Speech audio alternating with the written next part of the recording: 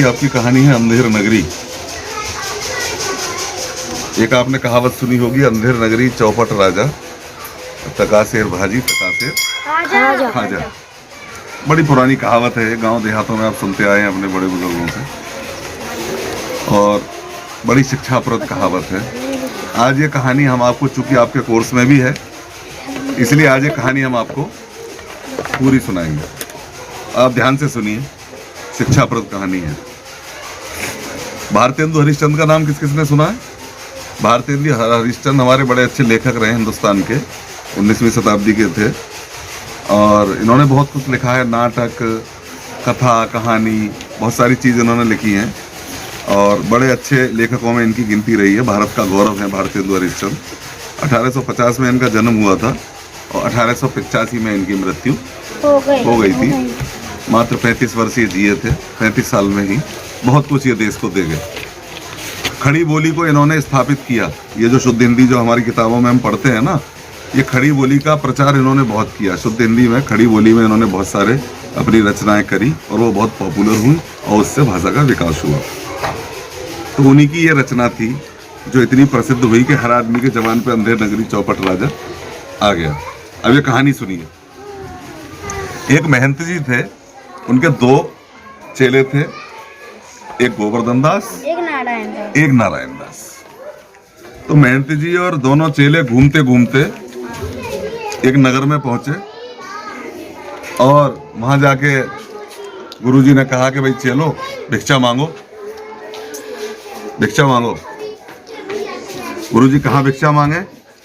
बोला नगर तो ये बड़ा अच्छा लग रहा है, बड़ा साफ सुथरा और बड़ा विकसित नगर है। तुम एक काम करो, एक जना पूरब में जाओ और एक जना पश्चिम में जाओ और भिक्षा मांग के लाओ, और फिर देखते हैं नहर में। ये साधु संत लोग क्या करते हैं कि जहाँ जाते हैं वहाँ के 2-4 घरों में भिक्षा मांग के देख लेते हैं कि वहाँ के लोग कैसे हैं। अगर भिक्षा सही मिल रही है, लोग दयावान हैं, भगवान को मानने वाले हैं, उल्टी सीधी बात नहीं कर रहे हैं, तो चेले आके गुरुजी को बताएंगे गुरुजी भिक्षा मिल रही है। लोग भगवान का नाम लेते हैं, लोग राम राम भी कर रहे थे, सबने सम्मान के साथ भिक्षा दी, तो गुरुजी सोचेंगे भाई नगरी अच्छी है, यहाँ हम रह सकते हैं। और जब देखें गुरुजी भिक्षा किसी ने नहीं दी, यहाँ तो सब गाली बक रहे थे कि फिर आ गया मांगने, चल भाग यहाँ से, कमा के नहीं खाया जाता, इस तरह की बात कर रहे थे, तो गुरुजी कहेंगे भाई ये देश रहने लायक नहीं है, यहाँ भक्तों का काम नहीं होगा, यहाँ के तो लोग लालची हैं, अभिमानी हैं, दयावान और भगवान को मानने वाले नहीं है, इसलिए यहाँ से चलते हैं। तो गुरुजी ने देखने के लिए चेलों को भेजा, चेले आ गए। अब नारायण दास बड़ी मोटी पोटली लेके आया। गुरुजी ने कहा भाई तू तो बहुत माल लाया है, इतनी मोटी पोटली क्या ले आया तू? बोला गुरुजी मैं तो 7.5 सेर क्या लाया हूँ, 7.5 सेर मिठाई लाया। अच्छा, खाजा जो है ना, खाजा एक प्रकार की मिठाई होती है, एक प्रकार की डिश होती है। तकासेर भाजी, भाजी तो आप जानते हैं सब, भाजी भाजी भुजिया सब्जी टाइप की, और खाजा भी एक प्रकार की मिठाई होती है। खाजा का मतलब वो खाजा नहीं। इस कहावत को समझने के लिए ये समझना बहुत जरूरी है कि टकासेर की एक भाजी, टकासेर भाजी, एक सेर भाजी, 1 टका की। और खाजा, खाजा का मतलब ये नहीं कि ऐसे खाजा, वो खाजा नाम की एक मिठाई है, वो भी 1 टके की 1 सेर थी। ठीक है, तो वो ले आया। क्या लाया? कि मैं तो मिठाई लाया हूँ 7.5 सेर। अरे इतनी मिठाई कैसे ले आया भैया तू? बोला कि यहाँ तो गुरुजी बहुत सस्ता सामान है। क्या है? कि मैंने पूछा टका सेर है, भिक्षा मांगी तो मुझे 7-8 टके आ गए मेरे पास। 1 टका तो, टका सबसे छोटी यूनिट थी उस समय पैसे की। जैसे तुम लोगों ने देखी होगी सबसे छोटी यूनिट 25 पैसे, हमने 5 पैसे देखी। उससे हमसे पहले के जो लोग हैं उन्होंने टका देखी। ठीक, तो टका ही लोग भिक्षा देते थे।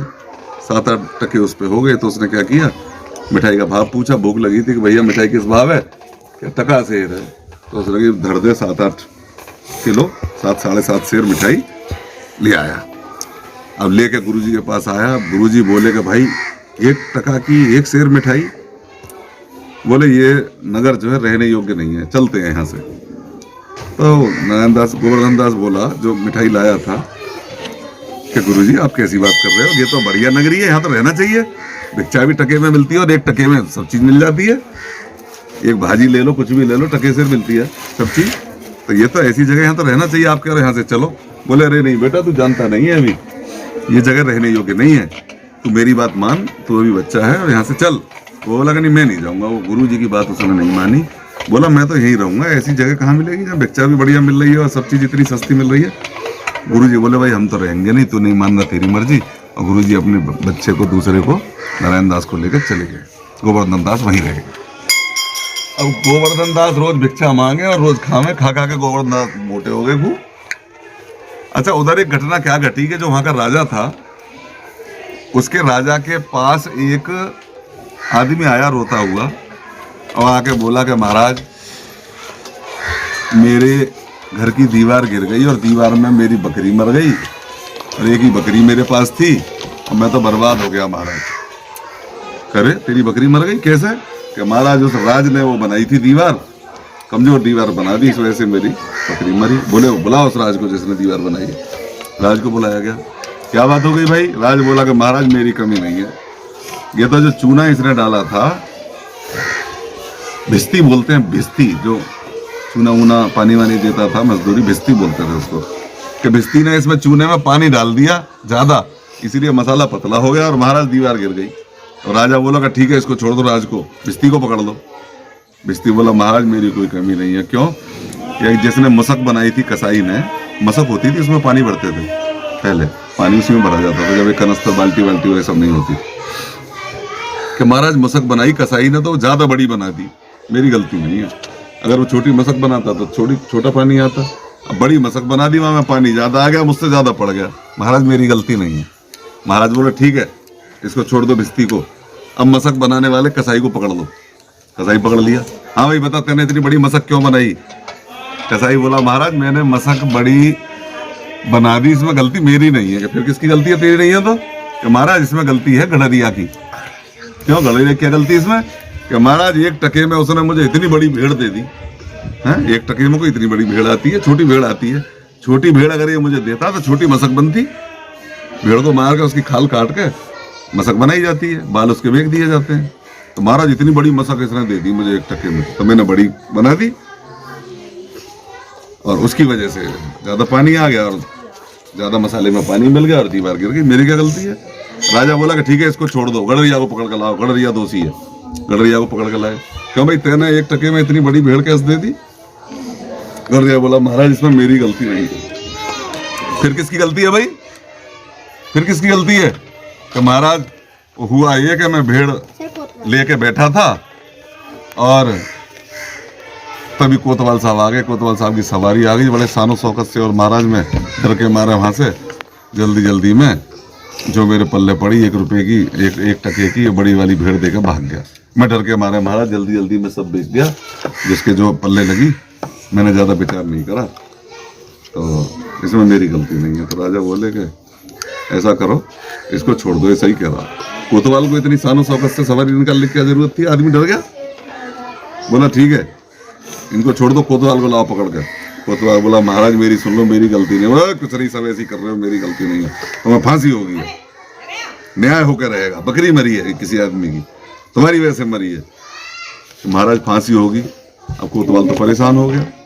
खैर अब भगवान की कृपा हुई थोड़ी सी उस पर, तो क्या हुआ, जो रस्सी का फंदा बना फांसी का, वो फंदा था मोटा और कोतवाल साहब थे पतले। अब वो फंदा जो है फिट नहीं आया उनकी गर्दन में, निकल जाए गर्दन से बार बार।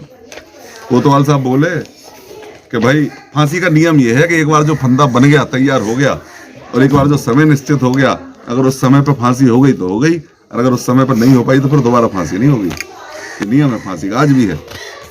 उसी समय पर और उसी निश्चित स्थान पर और उसी निश्चित फंदे से सब चीज होती है, हो गई तो हो गई, और जो बच गया सो बच गया। तो जब फंदा नहीं आया तो उन्होंने बताई राजा को, महाराज इसके तो फंदा ही नहीं आ रहा, फांसी कैसे होगी? बोले अच्छा फंदा नहीं आ रहा, चलो कोई बात नहीं है, न्याय तो हो गया रहेगा, किसी मोटे तगड़े को लेके आओ जिसके फंदा सही बैठ जाए।